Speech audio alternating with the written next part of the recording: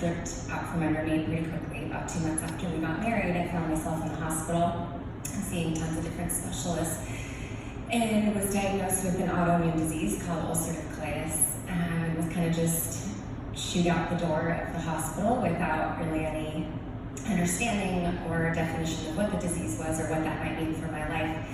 And was told I could live a normal life with some medications. And after being home for a couple of months and trusting what they said, so much so that we actually went to Uganda on some sort of kind of a missions trip, I found myself in a Ugandan hospital for 2 weeks and had to be medevaced back to the United States to get a blood transfusion to save my life and to have the medications that I needed, because the doctor that was tending to me there had never seen a case as serious as mine. And so two newlywed, couples and end up trying to get back to the United States. And during that time, I just remember I felt hopeful for a while.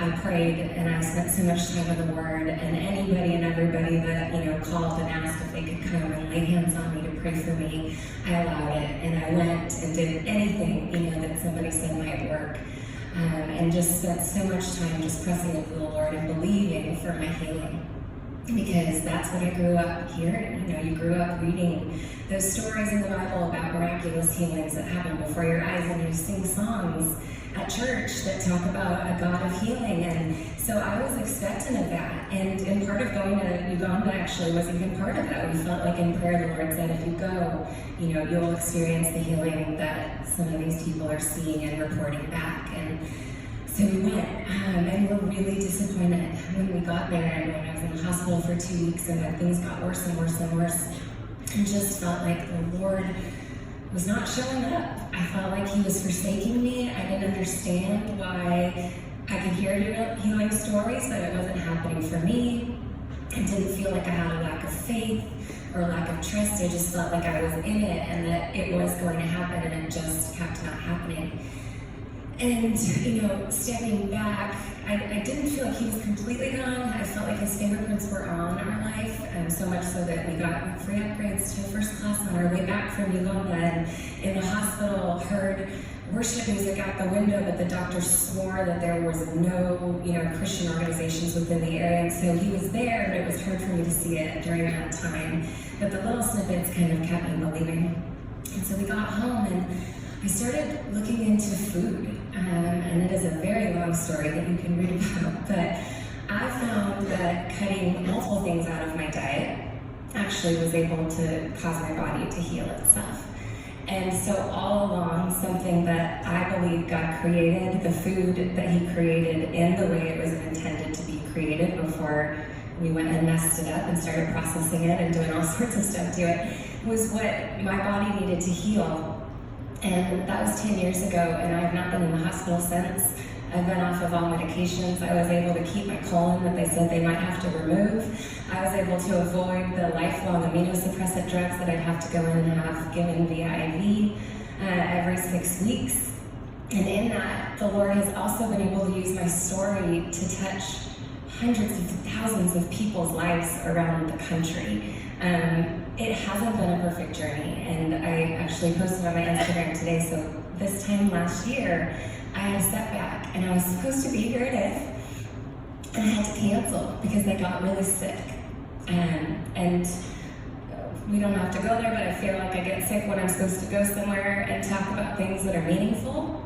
And so I sat in bed and I watched it on my computer.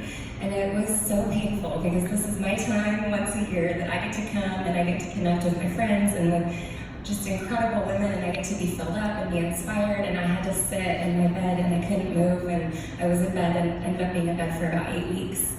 And the doubt started setting in. The doubt again of, God, where are you? And is this mission and this work that you have given me to spread to the world, is it even real? I don't know now because I'm sick again.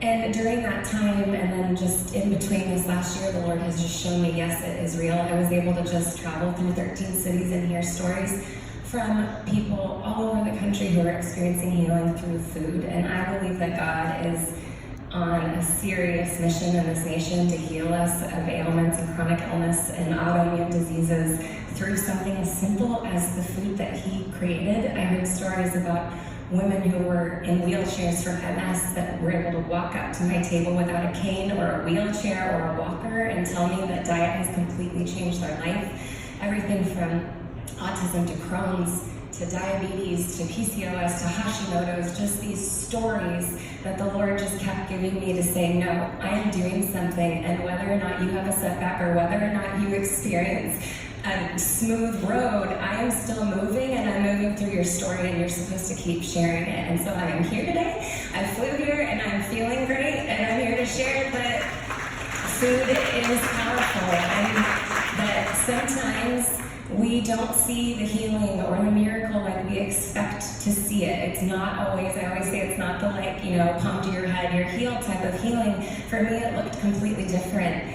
And sometimes we just have to walk with God and sometimes take proactive steps to actually see the thing that we're praying for.